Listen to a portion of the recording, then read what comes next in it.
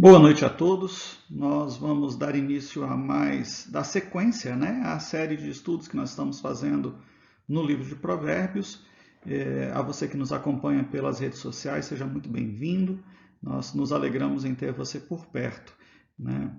Hoje nós vamos meditar sobre Provérbios capítulo 3, versículos de 1 a 4. Então quero convidar você a abrir sua Bíblia. Provérbios capítulo 3, versículos de 1 a 4. Assim diz a palavra de Deus: Meu filho, não se esqueça da minha lei, mas guarde no coração os meus mandamentos, pois eles prolongarão a sua vida por muitos anos e lhe darão prosperidade e paz. Que o amor e a fidelidade jamais o abandone. Prenda-os ao redor do seu pescoço, escreva-os na tábua do seu coração, e então você terá o favor de Deus e dos homens e boa reputação. O que Salomão está deixando de orientação aqui para seu filho, é que os ensinamentos que nós recebemos não podem servir apenas só para você ouvir, só para você ter essa referência na sua vida. O que Salomão está dizendo é que a gente precisa ouvir, guardar e botar em prática aquilo que nós aprendemos com uma finalidade muito simples, porque se isso não acontecer, nós vamos ouvir e vamos perder se nós não praticarmos, se nós não meditarmos naquilo que está sendo ensinado, se a gente não guardar aquilo que está sendo ensinado, nós vamos perder a instrução que nos é dada. Só ouvir o que ele está dizendo, em resumo, só ouvir não é suficiente. E ele vai repetir isso lá em Provérbios 1:24, que diz: Mas por que clamei e vós recusastes? Por que estendi a mão e não houve quem atendeste? O que Salomão coloca para a gente, nós meditamos nesse versículo algumas semanas atrás. Ele estava dizendo, olha, a sabedoria clama, a sabedoria convida, e os homens muitas vezes estão se afastando dela, não estão buscando o chamado, não estão dando ouvidos ao chamado da sabedoria. E o que ela está colocando é que não atender o chamado da sabedoria, não atender o chamado de Deus, não ouvir, meditar, guardar, praticar, vai levar ao esquecimento e vai trazer consequências muito sérias à vida daqueles que agirem assim. Lucas capítulo 12, versículo 48 vai dizer: Mas o empregado que não sabe que o patrão quer e faz alguma coisa que merece castigo, esse empregado será castigado com poucas chicotadas. Ou seja, se você não conhece o que precisa ser feito e errar, o castigo é menor. Mas ele continua, o texto de Lucas continua e ele diz: assim será pedido muito de quem recebe muito, e daquele a quem muito é dado, muito mais será cobrado, muito mais será pedido. Nós temos então que lembrar o que nos foi ensinado, o que está constantemente nos sendo ensinado. Nós não podemos esquecer, porque nós estamos sendo responsabilizados por Deus por esse conhecimento. O que nós estamos fazendo com aquilo que nós estamos aprendendo? O ato de guardar em nossos corações é uma prioridade, porque é do coração que emana todas as questões da vida. Isso está escrito em Provérbios 4. Acima de tudo, guarde o seu coração, pois dele depende toda a sua vida. O autor de Hebreus vai nos advertir a respeito disso, para que a gente não permita que o conhecimento venha a ser lançado fora ou venha a ser tomado de nós, ou que ele caia em esquecimento. Hebreus capítulo 2, versículos de 1 a 4 diz: Por isso é preciso que prestemos maior atenção ao que temos ouvido, para que jamais nos desviemos, porque se a mensagem transmitida por anjos provou a sua firmeza e toda transgressão e desobediência recebeu a devida punição, como escaparemos se formos negligentes a tão grande salvação? Esta salvação, primeiramente anunciada pelo Senhor, foi-nos confirmada pelos que ouviram. Deus também deu testemunho dela por meio de sinais, maravilhas, diversos milagres e dons do Espírito Santo, distribuídos de acordo com sua vontade. Olha o que o autor de Hebreus está falando. Nós não podemos ser negligentes com a informação, com aquilo que nós recebemos de Deus, porque Deus vai então pedir contas daquilo que nós estamos recebendo de suas mãos. Ele vai olhar para cada um de nós e vai cobrar. Vocês receberam a salvação, vocês receberam o ensinamento. O que nós estamos fazendo com isso? Nós precisamos então lembrar daquilo que nós aprendemos. É interessante porque nós costumamos lembrar daquilo que a gente considera importante, daquilo que a gente prioriza. E Tiago vai nos exortar que nós precisamos ser praticantes da palavra. Essa deve ser a prioridade da nossa vida. Não apenas ouvinte, porque senão nós vamos nos enganar e vamos viver uma falsa realidade da vida cristã. Tiago 1, 22 a 25 vai colocar isso: sejam praticantes e não apenas ouvintes, enganando-vos a vós mesmos. Se nós não praticarmos a palavra, irmãos, Satanás vai arrancar o conhecimento e a instrução do nosso coração antes que esse conhecimento possa produzir transformação em nós, antes que esse conhecimento, essa sabedoria, possa produzir frutos de justiça na vida de cada um de nós.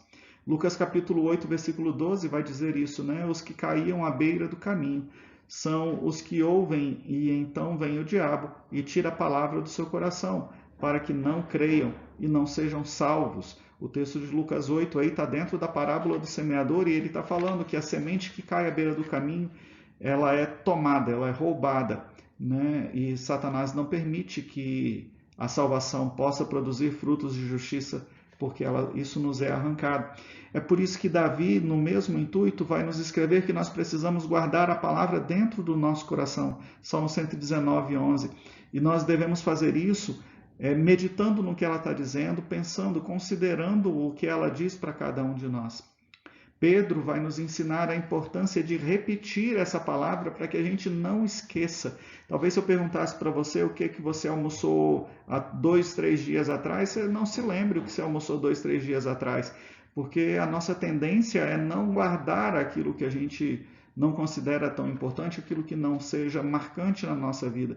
Infelizmente, a gente também faz isso com aquilo que deveria ser a prática e a meditação na palavra de Deus. Então, 2 Pedro, capítulo 1, versículo 12 e 15, de 12 a 15, vai falar assim: por isso, sempre terei o cuidado de lembrar-lhes essas coisas, se bem que vocês já sabem e estão solidamente firmados na verdade que receberam. Considero importante, enquanto estiver no tabernáculo desse corpo, despertar a memória de vocês, porque sei que em breve deixarei esse tabernáculo, como o nosso Senhor Jesus Cristo já me revelou. Eu me empenharei para que também depois da minha partida, vocês sempre sejam capazes de lembrar-se dessas coisas. O que Pedro está colocando aqui para a gente é que nós devemos nos esforçar para lembrar daquilo que Deus tem feito na vida de cada um de nós. Esse hábito de guardar, de lembrar, de trazer à memória, vai nos trazer alguns benefícios. O primeiro deles é vida longa e paz. Todo mundo quer viver mais tempo. Todo mundo quer viver em paz, quer ter uma vida de paz, de tranquilidade, envelhecer bem. Tem um personagem da nossa história que se chamou Ponce de León, e a história registra que esse desbravador aí, ele gastou a sua vida inteira procurando uma coisa chamada fonte da juventude. Qual era o objetivo de Ponce de León? Era encontrar uma fonte de água em que quem bebesse dela ia ter então a vida eterna.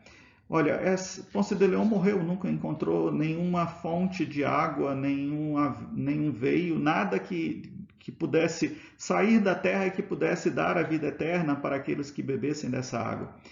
Mas a gente continua procurando isso, e bilhões são gastos no desenvolvimento daqueles chamados superalimentos, no desenvolvimento de medicação, de vitaminas. Muita gente gasta muito dinheiro com academia, na parte médica, na parte funcional. Tudo isso tem um objetivo: viver melhor aqui e viver por mais tempo. Não há nenhum mal isso, mas se todo o nosso esforço for aplicado somente nessa parte física, nós não vamos alcançar uma vida longa e uma vida de paz. A vida longa e a vida em paz só é encontrada quando nós buscamos em Deus e nos benefícios que a sabedoria pode nos dar. Esse esforço precisa ser aplicado, então, na busca da sabedoria. Uma pessoa poderia ter o direito de uma vida longa e uma vida em paz se ela descobrisse que isso é alcançado nas mãos do Senhor. Sabe, uma pessoa que vive em pecado, um viver pecaminoso, envelhece o corpo e gera a morte. Até os pagãos sabem disso, até aqueles que não creem em Deus sabem disso, sabem o risco que correm de uma vida pecaminosa e depravada. Você vai ver isso na vida de alguns, refletido na vida de alguns artistas, na vida de alguns astros da música, do teatro, atores e atrizes, que levam uma vida desregrada, despravada, né? E isso leva a uma morte antecipada de cada um deles. E você olha para esses personagens e para muitos é um alvo de vida, uma meta de vida, mas o que eles estão mostrando é que a vida deles se torna muito curta. Eles às vezes morrem por acidente, morrem por doenças, morrem por drogas, por overdose, às vezes assassinato, suicídio, até mesmo exaustão física pela rotina que eles têm no seu dia a dia. Pecadores, irmãos, estão sempre procurando, correndo, atrás de um sonho dourado e duradouro, que eles não vão conseguir encontrar, porque isso só vai estar nas mãos do Senhor. Homens sábios vão encontrar paz e prosperidade na alegria de viver na presença de Deus, num casamento tranquilo, num casamento abençoado, num trabalho produtivo e próspero, nas relações familiares e de amigos, numa alma que vive a justiça diante de Deus e busca fazer a vontade de Deus. O nosso texto de Provérbios, ele vai dizer que, aí no versículo 2, que aqueles que buscam, né, a sabedoria vão alcançar esses dois primeiros benefícios, vida longa e paz. Mas no versículo 3 ele estende, ele vai falar que há mais dois outros benefícios, benignidade e fidelidade. É interessante que ele vai falar para a gente amarrar isso na nossa mão, né? Não te desamparem a benignidade e a fidelidade, ate-as ao pescoço, escreve nas tábuas do seu coração. É claro que o Salomão não está falando de forma literal, não é para você andar com a fidelidade e a benignidade amarrada em você, até porque são coisas que não dá para serem amarradas na gente, né? Então não é algo literal, nós não podemos amarrar a fidelidade e a benignidade no pescoço, nem podemos escrever esses dois itens em nosso coração. Isso é uma metáfora, mas é uma metáfora que só pode ser compreendida na presença de Deus. Benignidade, ela é a qualidade de quem é dotado de características boas, de quem é generoso, de quem é bom, de quem é benevolente. É a intenção, é a motivação do nosso coração, desde a sua raiz, querendo fazer o bem. E a fidelidade está ligada à atitude, significa uma atitude de quem tem compromisso com aquilo que assume. É uma característica daquele que é leal, que é confiável, daquele que é honesto. Benignidade e fidelidade, irmãos, são ornamentos dados por Deus para aqueles que buscam servir ao nosso Senhor, que desejam servi-lo com inteireza de coração. O exterior do homem sábio precisa refletir aquilo que está dentro do interior dele. Pais e filhos sábios precisam ensinar e viver vida longa, vida em paz, benignidade e fidelidade de um para com o outro e de todos para com Deus em todos os momentos. E essas duas características, benignidade e fidelidade, vão gerar então honestidade e integridade de pensamentos e de atos para aqueles que buscam viver de acordo com a vontade de Deus. O trecho que nós lemos, que estamos trabalhando hoje, de Provérbios de 3, de 1 a 4, ele vai encerrar com o versículo 4 dizendo assim: acharás o favor e o bom entendimento à vista de Deus e dos homens. Aqueles que buscam viver na vontade de Deus vão alcançar vida longa, paz, benignidade e fidelidade, mas também vão alcançar entendimento e favor diante de Deus, à vista de Deus e dos homens. Aquele que guarda e pratica essas orientações vão ter todos esses benefícios que vêm da sabedoria, que vêm do conhecimento, que vêm da proximidade, da presença de Deus. Quer ver? Olha só uma coisa. Tanto Samuel quanto Jesus, é descrito deles dois, Samuel e Jesus, que os dois cresciam em favor com Deus e com os homens. Josué se comportou tão bem diante de Potifar e lá no Egito, que ele era escravo e ele se tornou líder de toda daquela condição ali, gerenciava toda a casa de Potifar. Quando ele foi injustamente lançado na prisão, ainda lá na prisão, ele foi reconhecido o seu testemunho e ele virou líder ali, ele que cuidava de toda a cadeia ali, porque até os carcereiros davam bom testemunho da vida de José. Isso fez com que chamasse a atenção de Faraó, ao ponto de que quando houve a necessidade de um homem sábio para gerir os tempos ruins que estavam vindo, o nome de José foi lembrado e ele então foi alçado de presidiário a líder da maior nação daquela época. O rei Dário colocou Daniel sobre o império pelo seu excelente espírito e até mesmo seus inimigos não conseguiam encontrar em Daniel nenhuma falha. Testemunho dos de fora, irmãos, testemunho dos de fora.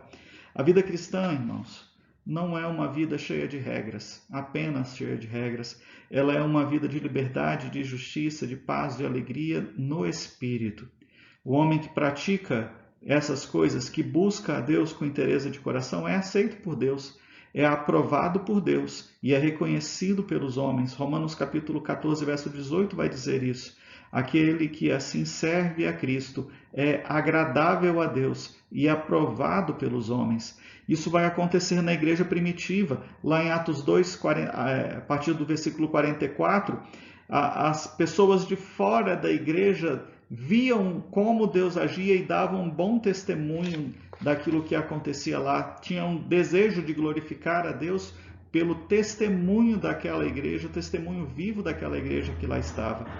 Irmãos, o resultado imediato daqueles que buscam estar na presença de Deus e cumprir os seus propósitos é vida longa, próspera, em paz, seguida de benignidade, de fidelidade, de reconhecimento da parte de Deus e da parte dos homens. Tudo isso por uma única razão, porque quem busca fazer a vontade de Deus também precisa guardar os ensinos.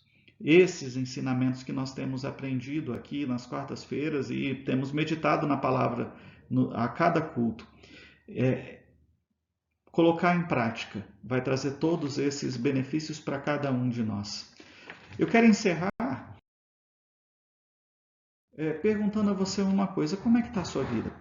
Você tem vivido apenas para trabalhar, para pagar as suas contas, para criar a sua família, e não há nada mal nisso, mas isso só vai te dar um caminho tranquilo rumo à sepultura. Mas o que Deus tem para você é muito mais do que isso. E se você buscar a Deus, se você deixar-se dominar pelo Senhor, se você permitir-se conduzir pela ação do Espírito Santo, se você buscar propósito para a sua vida em Deus, a sua vida não se encerra como a de todos os outros homens em uma sepultura. A sua vida se estende para a eternidade ao lado do Pai. Mas essa é uma escolha sua. Você tem colhido os benefícios da sabedoria? Você tem meditado? Você tem ouvido? Mas você tem guardado, meditado e praticado aquilo que você tem aprendido aqui? Esse é o caminho que Deus tem para você. Pratique as orientações do Espírito Santo para a sua vida. A você que nos acompanha pelas redes sociais, agora nós vamos para um período de dúvidas, de perguntas e respostas, que vai estar apenas no Zoom. Se você deseja participar, manda para a gente uma mensagem de texto aí no Facebook ou pelas redes sociais. e fala, eu quero participar, manda seu telefone, nós vamos mandar o link para você, e aí na semana que vem nós vamos ter a alegria de nos conhecer, de poder compartilhar um pouco do que a gente tem aprendido, de tirar suas dúvidas. Mas até lá, Deus abençoe a sua vida, Deus te faça entender e praticar a sua palavra. Vamos orar?